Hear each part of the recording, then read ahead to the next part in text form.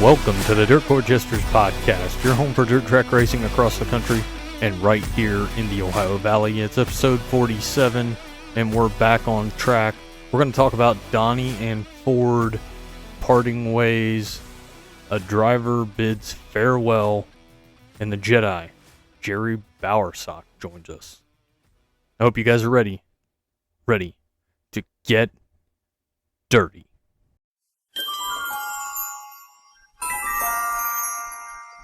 This week in dirt racing history, we're going back to April 12th, 2003 in Attica Raceway Park, where the All-Star Circuit of Champions were on hand. Greg Wilson would get the win, Dale Blaney in second, and Chad Kemenal would round out the podium. Let me talk to you! This week's talking points, I want to start by talking about the 2025 Ohio Thunder Racesavers Sprint Car Series schedule. They're going to kick off the season at Florence Speedway on April 19th before going to Lawrenceburg, 35, Atomic, Skyline, May 24th, Beckley Motor Speedway with the Carolina Sprint Car Tour. May 31st at Skyline, then Jackson County, Muskegon County, Florence 35, Moeller, Jackson County, Atomic. July 18th for the Kevin Huntley race in Bloomington, Paragon, Moeller, Florence, Lawrenceburg, Millstream, Jackson County, Skyline, Atomic, Moeller, Atomic, and wrapping up their point season September 26th at Moeller Raceway Park, before October 11th fun race that is non-points at Muskegon County to completely wrap up the season. 12 different tracks for the Ohio Thunder Racesavers. Check out Ohio Thunder Sprint Cars on Facebook for more information. Montpelier Speedway and the Moo Crew in 2025. A membership program to partner the track with the race teams. Their goal is to get more value, more perks, and more publicity to their teams that run at Montpelier Speedway. In 2025, you'll have access to the points fund, a bio, social links, and sponsor mentions at milkmanpromotions.com. $5 off driver pit pass at each event. Free transponder rental, which will save you $5 as well. Bio featured in the 2025 Montpelier Speedway program. A free Montpelier Speedway shirt and window decal. And no charge for merchandise display in the spectator area, plus more surprises throughout the season. One membership will cost you $125 deadline. You must submit your membership by April 30th to be included in the 2025 Montpelier Speedway program. Ricky Thornton Jr. is going to hop in, a big booty girl, RTJ, and a USAC Silver Crown. He's going to make his debut Sunday, April 13th. At Indiana's Terre Haute Action Track with Team AZ Racing. I-70 Speedway removed from the Powri schedule. Due to circumstances surrounding the facility, Powri and I-70 officials removed all sanctioned events previously scheduled for 2025. I thought there was chatter about them reconfiguring the track. Maybe I got that mixed up with something else, but I'm pretty certain that was what was going on. The website for I-70 isn't up yet, and their social media has not been active since last season, so I'm not exactly sure what's going on there. Donny and Ford finally break up. I think we've been seeing the dominoes fall, so I can't say I was shocked when this happened. For as many times as I can remember thinking I didn't want to see Donny win because that's all the man was doing in the past. I hope this change puts him back up on top and helps him crank out some more wins this season. That being said, it sounds like Rudine and Justin Peck have went back to the Ford. There was a time where they were running something else, and I believe now they will be the only ones running a Ford motor, so interesting to see that. Casey Khane and Buddy Kofoid having a nice start to the season. I think many were hoping Khane might have a better season this year and grab a win. The way he's been running the last few races, maybe he gets more than one win this season. Consistency is key for the team, as there's nights that Casey's running in the teens, and there's nights that he's finishing in the top 3. I can't wait to see Casey Khane get that victory with high limit. In his last 4 races, Buddy Kofoid has 2 wins and 2 second-place finishes. He's 106 points back from World of Outlaw point leader David Gravel, who's been absolutely dominant, winning 5 of the 13 races so far this season for the Outlaws. Eldora Speedway camping for the Kings Royal and the World 100 is sold out. It's sold out, folks. If you waited too long. You could check with Speedy Camping and Parking. But if you haven't checked for the World 100, my guess is that's probably gone. And if you're trying to find it for the Kings Royal, you better get on it. And we're going to close up this segment with a farewell to Jacob Allen, the driver. On April 2nd, Jacob announced he's done driving a sprint car. Jacob certainly did things his way, and now I've got to make a new pick to win the King's Royal. Farewell, Jacob. Now let's go behind the rock screen. You're welcome to come on in.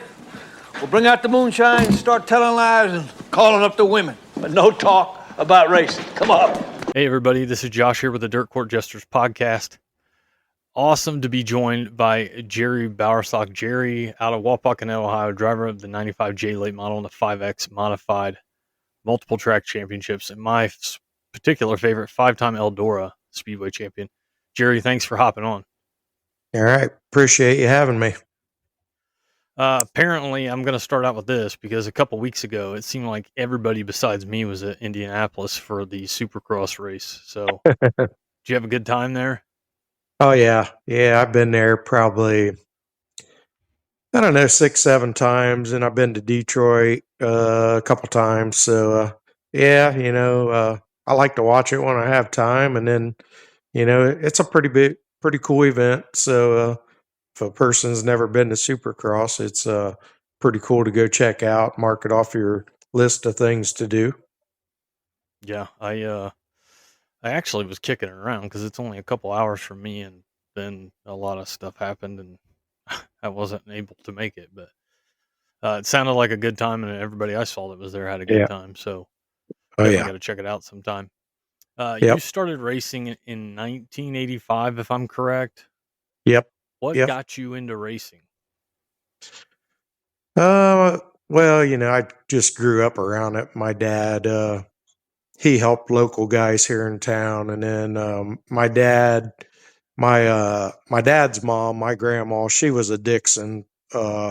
She was Larry Dixon's aunt, the USAC sprint car driver. From the late '60s, early '70s. The Gary and Larry show in USAC. So we kind of started out, following, going to the local USAC races when he was in the area.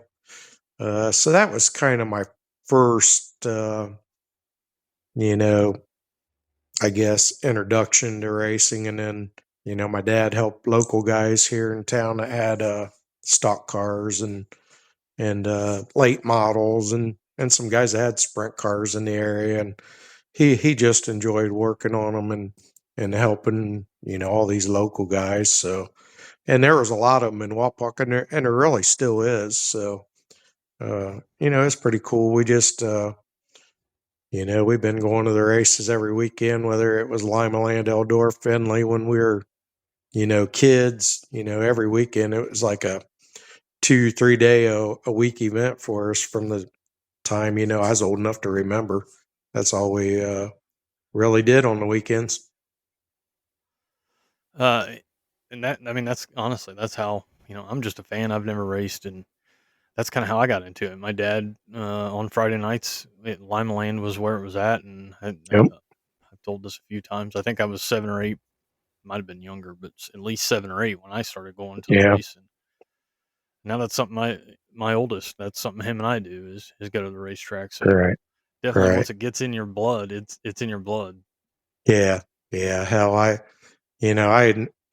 got probably more friends and that I'd consider family from probably the people I see at the races every weekend than my own family, as much as Sure. that's crazy. You see them people every weekend, and you might only see your relatives a couple times a year. Yeah, no, you're definitely right there. Am I correct in that your first race was in Findlay at Millstream? Yes. 85.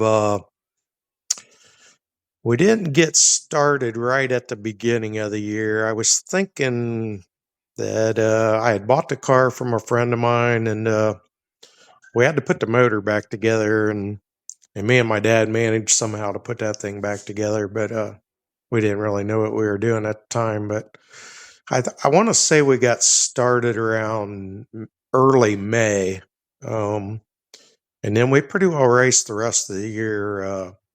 You know, we were doing anything Lima did and Eldora, and Finley, and we were going to Mansfield quite a bit on Fridays back then too. So we really hit it pretty hard once we got rolling there, and then we did manage to win one feature at Mansfield on a Friday night. Probably I want to say late in the year, probably around September or so. The guy leading, Wayne Moffett, he was getting a flat tire on the last lap or so, and we ended up getting by him right on the last corner. So it's pretty interesting. Yeah, that's not that's not really a bad way to start it out. I mean, getting a win in the first season's not a whole lot of guys can say that. Yeah. I mean, there was luck involved, but I guess we were in the right spot at the right time, you might say. You got to have that sometimes. So, talking about Finley, talking about Millstream, how do you feel about the track coming back last year? What are your thoughts about that coming back, and especially, maybe years ago it wasn't there, but I remember it when I was younger. The inside wall being there, and them taking that inside wall out and making a smaller track on the inside. What are your thoughts about that? Well, the first year I raced, the outside wall wasn't there. There was no outside wall. The inside wall was there, but the outside wasn't. And then I think Earl put the outside wall in the second year that I raced.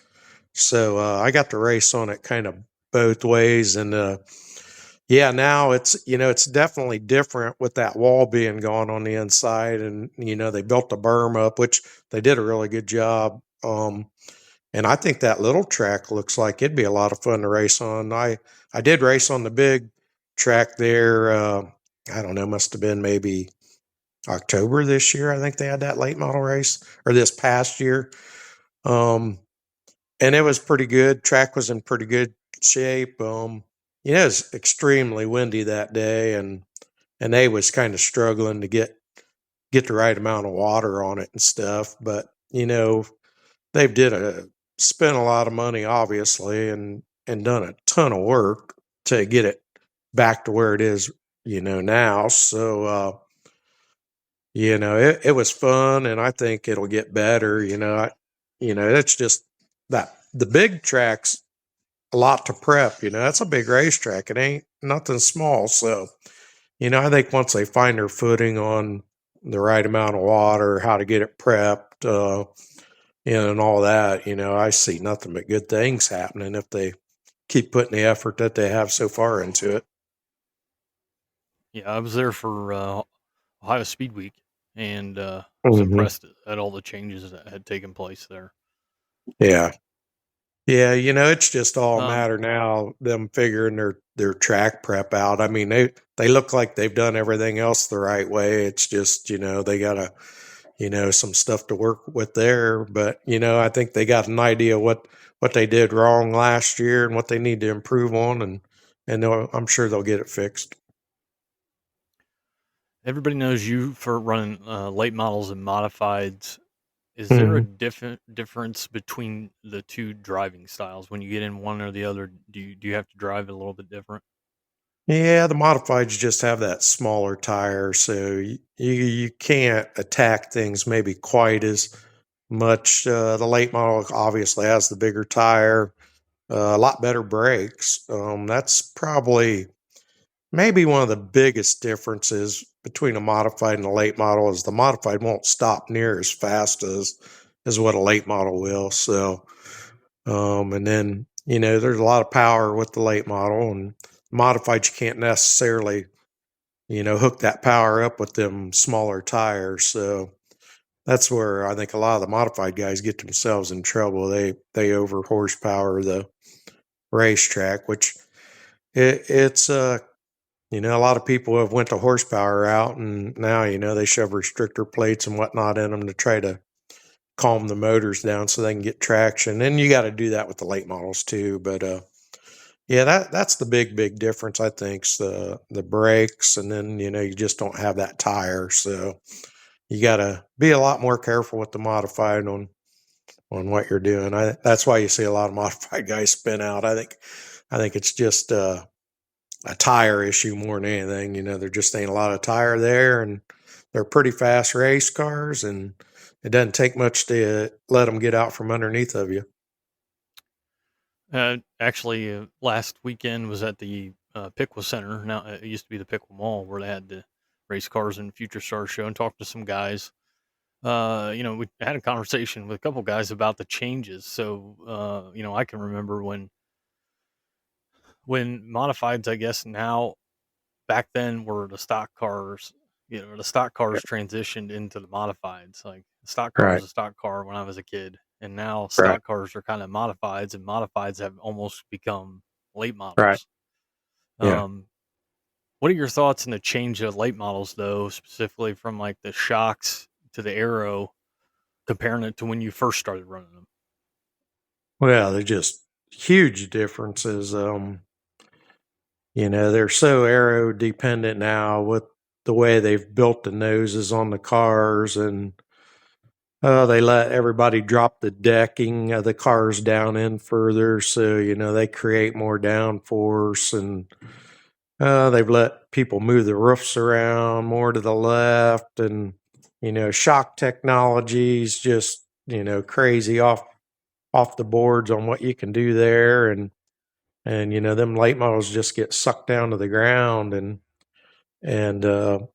it's all right as long as you're probably out front and you're not around a lot of other cars. But you get to a place like Eldora and you get any kind of traffic or somebody comes up across the track in front of you, you got to basically figure out how to get away from them, because it'll just it'll lift the front end right off the ground and you can't turn the car. So that's why you see people all of a sudden their car will take off to the wall when somebody comes across the track in front of them. It's just you can't turn. The front end got up off the ground, got the air off of it, and but, I think they could fix a lot of those things so that wouldn't happen no more. But I I don't know. Everybody seems pretty content. I'm kind of old school, and I know that they could change it and make it better, but I don't see it happening. People that have the power and dirt late model racing, they kind of like it as it is. So, I don't see a whole lot changing.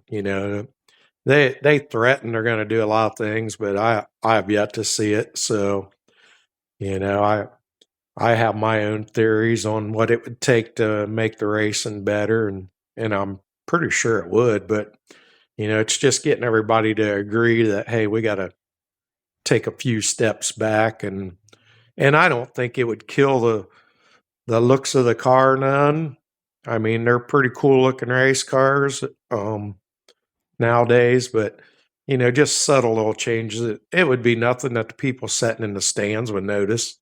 Um, but I think it would dramatically improve the on track uh, aspect of the racing if they would make some changes. But it's just a matter of getting everybody on board with it. And then the other thing is the motors. They've let they should have probably put a cubic inch limit on these late models like the sprint cars, with your 360, 410 deal. Right now we got guys building 480, 490 cubic inch motors to go to Eldora and race. And, that's, to me, that's ridiculous. Not only is it expensive, the motors ain't going to last long. They're hitters, they're making big horsepower, but that's where we're at right now. And until they tell people no, they're just going to continue to, search for more power. And so, I don't know what the answers are to a lot of the questions, but, yeah, hopefully they'll do something. It's gotten to the point where it's so expensive, the dirt late models now, that most of your average working guys that used to be able to race late models, they can't even think about affording it anymore. So they've all either went the modified path back to stock cars, or they've just quit. And unfortunately they're sitting at home watching and no longer involved in the sport. Yeah. Yeah, it's funny you mentioned the size of the cubic inch on the late model motors, because I know I can't remember the exact conversation. if I were a betting man, I would say I heard Justin Fiedler talking about it, but there was something about a sprint car motor that was being Hmm. produced that had bigger cubic inch to produce more horsepower. So, you know, Yeah. sprint cars, like you said, they kind of put a cap on it, but it sounds like somebody's going to start tinkering around and seeing if they can't expand the size of those motors and make Yeah. them go faster, just like the late models. Yeah. Yeah. It's just technology, there's a lot of smart people involved in racing now, and things change by the month, it seems like anymore. It's like you think you've just gotten caught up on a spring package with the late model or shock package and by the time I think I've caught up to what's kind of going on, and heck, the next thing I know, I'm behind again, because these guys have already moved on to something else. So, it's just a vicious cycle trying to, keep up with what's going on in today's late model world. And Yep, then that just trickles down to the modified too. The modifieds are just sure. you know, uh, I guess a smaller version of the late model nowadays, and there's really not much price difference between buying a brand new modified versus a brand new late model, and that used to be a huge money gap at one time, and now it's not anymore. So I just can't believe the money people are willing to spend on these modifieds nowadays and stuff. I mean, we just purchased a different car this year, and it was big money. I mean, probably way more than I've ever. I mean, it's not my car. I just drive for the guys, but they've poured out a lot of money to get this race car, and it's just crazy to me to think that people are willing to spend that kind of money for a modified to go race. Yeah, yeah, I completely agree with you there. You ran a sprint car like a dozen times or so, maybe 15 to 20, I Ye- believe I heard on an interview you did. Yeah, How was that? yeah, it was fun. I think that was mostly around 99, 2000, 01.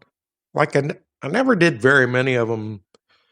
It was always just kind of sporadically I would drive. Like I'd run a race, then maybe not race it again for 2, 3 weeks, and it was fun. We won a heat race one night at Limeland, beat Jack Hewitt. That was pretty cool. And we had some good runs at Eldora. I think we ended up like 15th in the points in 99, and I only ran like half the races. So, um, or something like that. I missed several of them because of late model races on the American Late Model Series. We was actually leading the points on that late model deal. So, we were pretty well committed to that whole deal to keep the lead and win that, wrap that up. And so I had to miss some of the races at Eldora, or I mean, we would have really technically probably had a shot at winning the 360 points, because we was averaging about a sixth, seventh place finish, and you know, uh, we was running decent at the time with it. So yeah, it was a shame we couldn't do all of them, and then I just kind of hit and missed. Then I drove for Andy James, which we rented the track one night at Findlay. The first time I had raced, because I had went to Eldora and I knew something wasn't quite right with the car, and so I didn't even really race it that first night at Eldora. I think I ran the heat race, and I didn't even go out for the B main because I told him there was something wrong. And then so we actually rented the racetrack at Findlay on a Tuesday night, and we went up, and Marshall Campbell had put the car together for us, and they was there before I got to the track, and they had figured out that there wasn't no power steering fluid in it. So when they started it up, so that was the problem there. So we got that fixed there, and then it was much easier to drive with power steering versus not having any. So, anyhow, Andy ended up driving it that night too, and he kind of liked it. So me and him kind of split the driving of that thing, and then I worked for Joe Sealing at the time, that owns the yellow 97 car that he's had numerous drivers here lately, but Dean Jacobs, Greg Wilson, have drove it, and J.J. Hickle here in the past, and Stanball, some of them guys. But I drove Joe's car a handful of times too. So just never, it was something you needed to do every weekend all the time. Probably not race anything else like modifieds or late models till you got really good at it, and just didn't pan out. The late model stuff was going really well at the time, and so we just kind of went down that path there a little more than the 360 deal. But yeah, it was fun. I wish I could have did it more and at least maybe knocked a feature win off somewhere along the line. I think the best we got was third at Finley, and that was actually the first night we really got to race it. It was right after we figured out the power steering problem. We ran third, so we had a pretty good outing that night with it. So we was pretty happy. Nice, very nice. Is there anything you haven't raced that you would like to? Yeah, I like them big block modifieds. I think they'd be really cool to race one of those. I think they're a pretty interesting car. But yeah, I did the stock car, modified, late model. Ran one non-wing sprint car race, and then didn't do any wing 410 racing, but did several, the 360 wing shows there. But yeah, I think that's about the only type of car that would be fun to get out there in and give it a go with. Kind of looking back, and it sounds like you recall a lot from your racing career. So the question I have for you is there a race that stands out to you as one that you'd like another shot at, one you felt you were close at, and if you could do it over again, you could have got the win or perhaps just a better finish out of? I think probably the Dirt Track World Championship at Atomic. I don't know how many years ago it was. I drove Don Adams' car from Lightning Chassis, and I think we was fast qualifier, won the heat, and we started up front in the feature, and we broke a shock mount early in the race, and then we ended up having a tire come loose and some stuff, but we had the fastest car, and I think we would have raced if we just wouldn't have broke the shock. And then, I think we left a wheel loose, and that ended up giving us a problem. But, I wanted to win that Dirt Track World Championship race, and so that kind of stunk. But me and him was able to win the UMP Nationals together and 4 Crown at Eldora. So, we knocked off some pretty big wins in that car. I was at Waynesfield in I'm pretty sure it was 2023, and you were racing and you caught the tires there at the beginning of the wall in turn 3. Yeah. Man, I can't help but think and seeing that, and you aren't the only guy that has caught that. Is there anything you think that could be done to change the layout of that track so that stuff doesn't happen? Well, that particular year, and I'm not knocking on the Helmses or by no means, but I think their thoughts were if they banked that backstretch up steeper, that would keep people from hitting that wall. And I kind of understand where they were leaning, but the problem was if you did get up over it, the car would get high sided. It just got stuck on the frame. And when I got up on there, I couldn't turn left. I couldn't turn right. Obviously I got on the brakes, and I don't believe any of my wheels were even on the ground. So it wasn't slowing the car down a lick. Matter of fact, I felt like I was gaining speed, and no matter which way I turned the wheel, I couldn't get off of that. I was caught on that lip, and I was pretty frustrated with that whole deal. After that, I kind of yelled at some of the track workers and told them they needed to fix it, because Skylar Gee, he had done the same thing a heat race or so before me. So, and then, they were kind of out at the end of that year, and Larry, Bose come in, and that was one of the first things I told him, hey, you need to fix that back stretch. And they did, and kind of put it back the old way. Now, people still do hit it, yeah. And what's the right answer?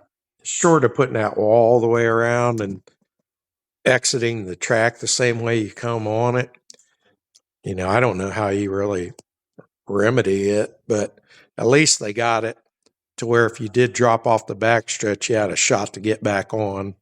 Yeah. One night I lost a race. I was leading by probably a half track. It had rained, and I got up off that backstretch, and I got onto the flat part, and it was all wet, and I just went on back to the pit area. I knew I wasn't going to get back down before I hit that wall, and the guys that owned the car come back and said, "What's wrong?" I said, "Nothing."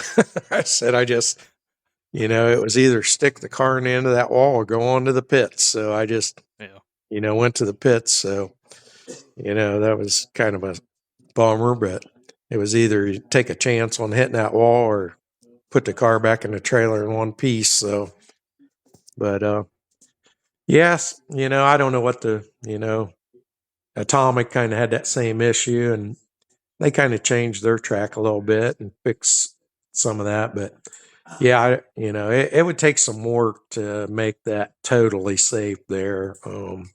But I feel like it's much better than it was there a couple of years ago.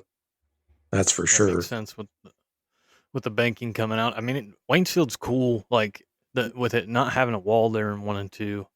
Right. I think is really cool, especially with the farm ground around it. But Right. man, like you said, and I was there that night, seeing you guys hit that wall. It's like, Yeah. golly, is there something Yeah, something we can because do I to tell prevent you, that? that's the fastest part of the racetrack right there. I mean, you're really carrying some serious speed down that backstretch. I mean, for a little track, that place is extremely fast. Mhm. It's elbows up, and you're hauling ass at that place. So when something goes wrong, it's not good. Yeah, that's very true. I've heard that Eldora is your favorite track. If that's true, is there a specific reason why? Um, I don't know. I just seemed like I ran good right from the get go there, and I got to race there so much early when I first got started. I mean, we raced every week there. Nothing like now. I mean, shoot, it wasn't nothing to run 20, 25 races a year at Eldora, with a stock car, modified, late model. I mean, you just raced there every weekend. So, and we just had a lot of success. And, I liked Earl, even though he was rough around the edges and yelling and cussing and carrying on. But he always seemed like he treated us right. And, he wasn't afraid to put the money up, for races. Yeah. And, growing up watching races there as a kid, you just wanted to, you know, it's a famous track, and, you want to go there and do good. And so, we was fortunately able to win, I don't know how many races there, but I'd say somewhere 30, 40 range probably. But, so, and then the championships are just, a plus. So, yeah, it's been a lot of fun going there over the years. I wish we got to go race there all the time like we used to, but that those days are past. That'll never happen again. Yeah. Yeah, unfortunately, I think you're right there. Is there a track that you haven't raced at that you would like to race at? Oh, yeah, that's good. I'd like to try Knoxville, Iowa with the late model, maybe like a Lernerville, Pennsylvania. I went out last year to Fairbury, Illinois. I'd never raced there, so we went out there and raced there last year in August, and that place was everything it's advertised. So we're going to try and go back out, I think, at some point again this year, and maybe try to do Farmer City and then hit Fairbury the next day. I I always like going to different places. Other than like Eldora and stuff, I never raced one track all the time. I always enjoyed going to different racetracks and racing against different people and stuff. Some people just go to the same track every Saturday night, and that's all they ever do. I always like, venturing off to Kentucky, Indiana, Michigan, go go race different tracks and, see what them places are about and the people that race there and stuff, and just go have some fun. And, we've got wrapped up in a lot of points deals over the year. Unfortunately, we've won several, but I don't know. A lot of times I just like to go race and not worry about the points, but that's just all part of it.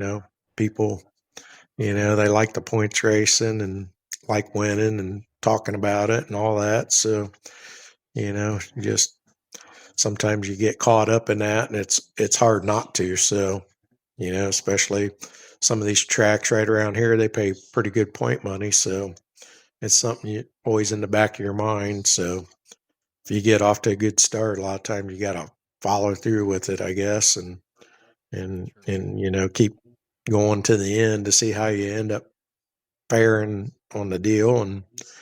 But yeah, it's just Eldora's cool, and but I like Limeland, Waynesfield. I mean, we're fortunate to have all these badass racetracks from where I live. I can be to 4 or 5 pretty cool racetracks in about an hour. So, from Montpelier, Indiana is pretty cool. It's not far away. You got Millstream and Waynesfield and Lima and Eldora. So, we're pretty fortunate to have all these tracks in our backyard. Yeah, very, very true. We are very lucky here. I know you said Fairbury, you mentioned that, and it doesn't disappoint, and that seems to be a common theme with everybody that talks about Fairbury. And Yeah. myself, I haven't been to Knoxville, and I too would like to get out to Knoxville one of Yeah. these days. Um, there, you were second in points at Limeland in 2024, and Mm-hmm. looking back, it looked like you may have ran more races last year than you had in some of the years prior. What does your 2025 schedule look like? I'd say a lot of the same. Typically with both cars, we're probably shooting for maybe 25 late model races and probably about the same modified. Of course, rain and whatnot kind of changes. Last year we had a couple wrecks with the late model, set us back. We had to have some frame repair work done to the car a couple times. So, I think we might only ran it 15 times, maybe. I'd have to set. I can't remember right now, but and then we probably got our 2025 with the modified in. So, that's really, a fairly busy summer for just a weekend racers, if you get that amount of races in. Is there a new track? I know you talked about Farmer City, maybe, and Fairbury. Is Farmer City? Would that be a new track for you if you were able to get out there? Yeah. Yeah. I've never been there, so we might try to do that. And then, that Iron Man, the old American Late Model Series, I guess it's got a couple different names now.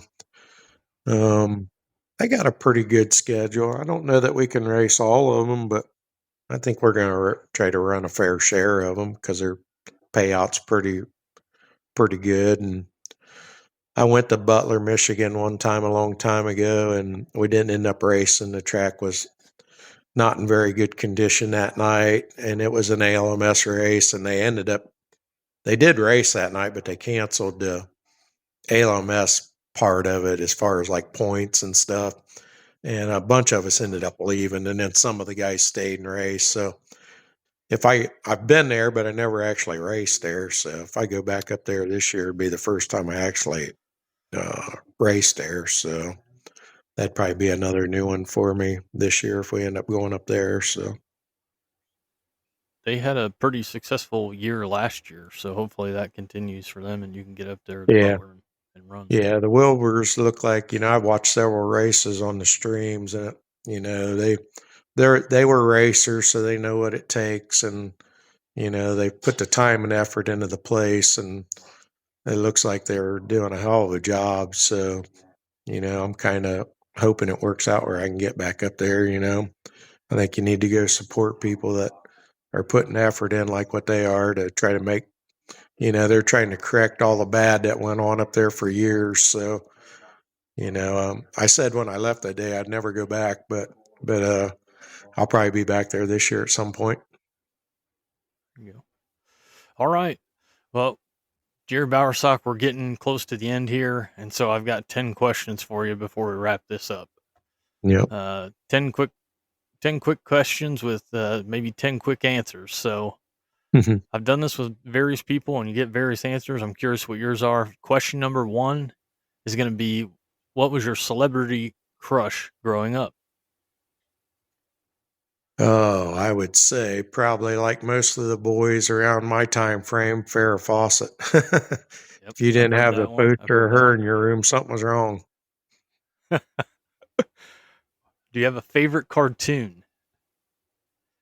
Oh, I'd say probably Scooby Doo. All right. This one can trip people up sometimes, but I'm going to ask it anyways because I'm a wrestling fan. Do you have a favorite pro wrestler? Oh, Stone Cold, hands Nice. down. Nice. Very Yeah. nice. Is there a favorite song that you have? Well, I don't know about a favorite. I'm kind of a 60, 70, 80s, grew up during the hair bands and, I like AC/DC, Def Leppard, I like all that kind of stuff. So I don't know that I got one particular song, but that, that's the kind of stuff I like to listen to. All right. The map application on your phone, do you have any location of any of those locations if you have it saved? Do you have one location saved on your map phone? I don't know that I don't think I really got any of them saved. I just I think those things are so smart. They know where you're going. A lot of times you start to type in and it just pops up. They know, okay, I'm heading to Ty Torwogs to pick up parts in Kershaw or something. But most of the places I go, for the most part, I know where I'm going. So I don't need it much anymore to get a lot of places, but it sure is handy than looking at the old trucker atlas when you're trying to Yeah. figure out where you're going. Do you have a favorite vacation spot?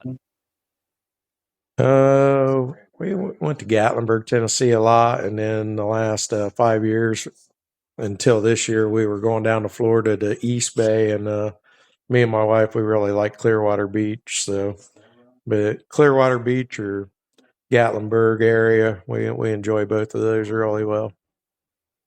Nice.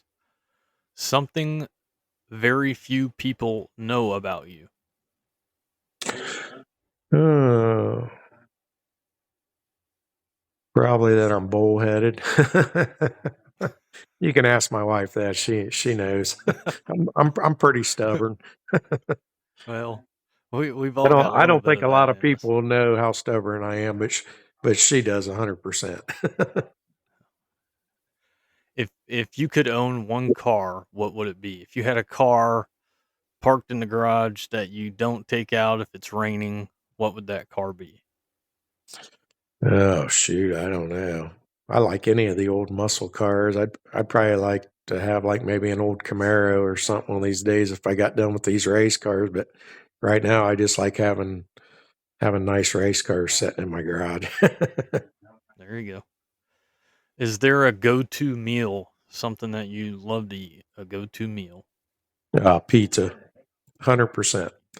I love pizza. It's usually Sunday night's pizza night for me, and then Wednesday's usually finishing the pizza from Sunday nights. I'm about it Do, 2 times a week. I'm a pizza guy. that's all right. Do you have a favorite pizza spot? I got several of them. I think the one I enjoy the most, and I don't get to go there very often, is anytime I'm in Portsmouth or Waverly, Ohio. There's a place called Fred's Pizza, and I love their pizza. But like I say, I only get to eat it maybe 2, 3 times a year. But I like their pizza about the best. And 600 downtown Bell Fountain. I'd say they're a close second. I like their pizza the best. All right. Very good information there. And the last one I got for you. Can you give me a funny story from the racetrack? Well, it's kind of this one was on the way to the racetrack, and actually, I wasn't with my dad and Charlie, the guy that knew my stock car, but they were going up 75 round in the bend and on right before 65, and they actually had the trailer come unhooked from the truck, and the car ended up upside down, sliding down the highway, flipped back on its wheels.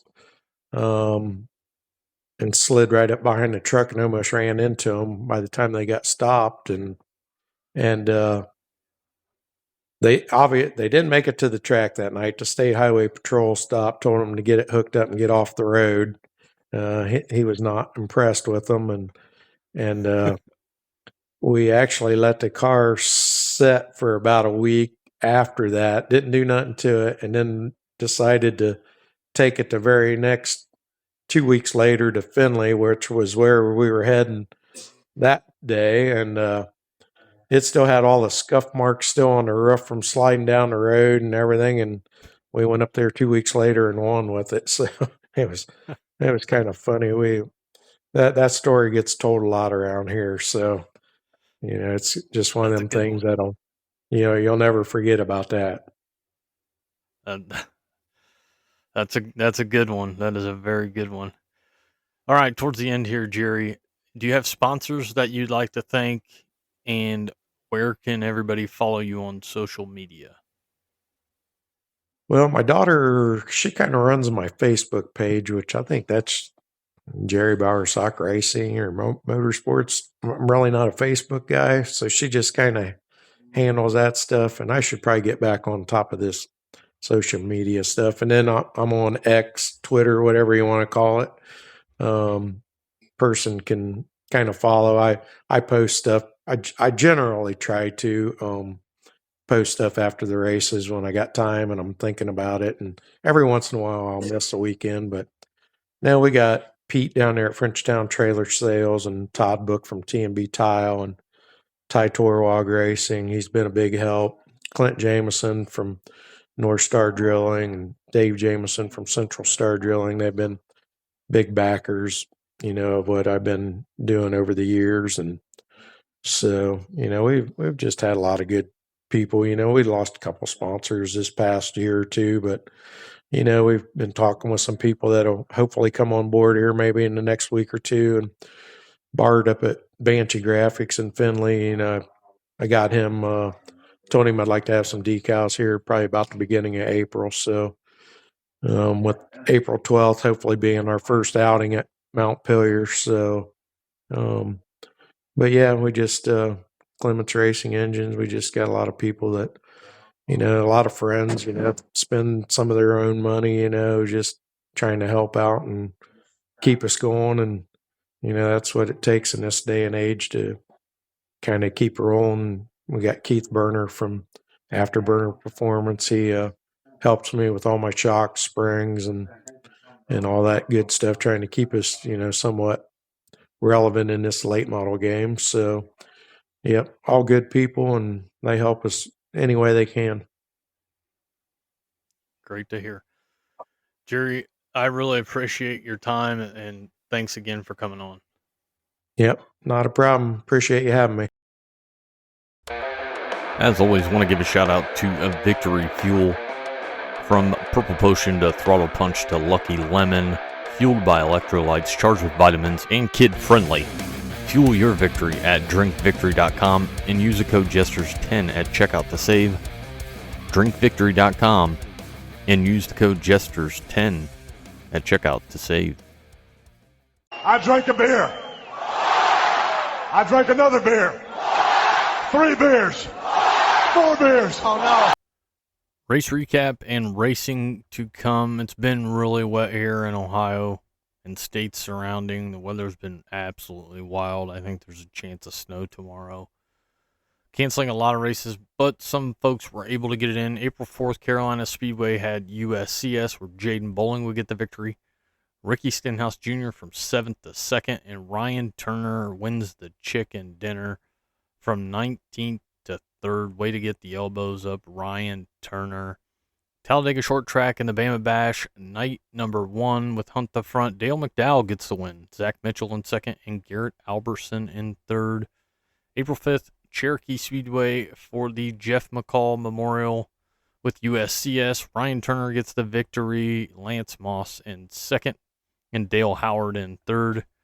Lipsick, Ohio's Chase Dunham went plus 13 and finished in 8th. Lincoln Speedway had 410s where Anthony Macri would go from 9th to the victory. JJ Loss in 2nd and Kyle Moody in 3rd. In the 358s, Nash Ellie would get the victory. Steve Owings in 2nd and Andy Best in 3rd. Talladega Short Track and the Bama Bash finale with Hunt the Front. Sam Seawright gets the win. Michael Page in 2nd and Ryan Gustin in 3rd. And as we're recording this on April 6th, Bedford Speedway, they're going to run some late model. Racing to come April 11th, Attica Raceway Park, and the return of the All-Star Circuit of Champions. They're going to have late models as well. Circle City and opening night with the non-wing 410s as well as modifieds. Farmer City and the Illini 100 night number 1 with the World of Outlaw late models. Mars modifieds and the Extreme Midgets. Hamilton County Speedway with USMTS. I-55 with the World of Outlaw sprint cars. I-75 with USCS and GLSS.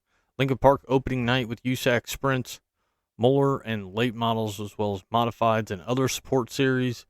Ohio Valley Speedway with late models, modifieds, and other support series. Sealands Grove opening night for the 410s and late models. April 12th, Atomic 410s, modifieds, sport mods. Attica and the All-Star Circuit of Champions as well as 305s. Farmer City and Illini 100 with the World of Outlaw late models. Mars modifieds and the Extreme Midgets. Fayetteville Motor Speedway with the XR Nationals and $50,000 to win for the 602 late models. Florence and the Northern All-Star late models as well as modifieds.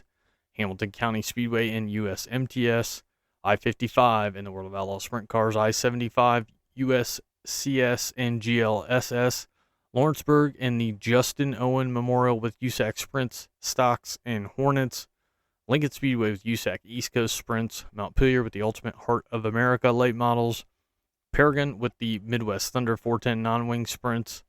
Salina High Banks with ASCS. Tyler County in the Rush late models with multiple sport series. Wayne County is going to have Boss, and on April 13th, Baps is going to run 410s late models, Sportsman's, and Millstream is going to have Fast and Boss. Goodbye, mwah, and good night, bad. Thanks as always for listening to the Dirt Court Jesters podcast. Follow us on Spotify, X, Facebook, and YouTube. And we hope to see you guys at the track.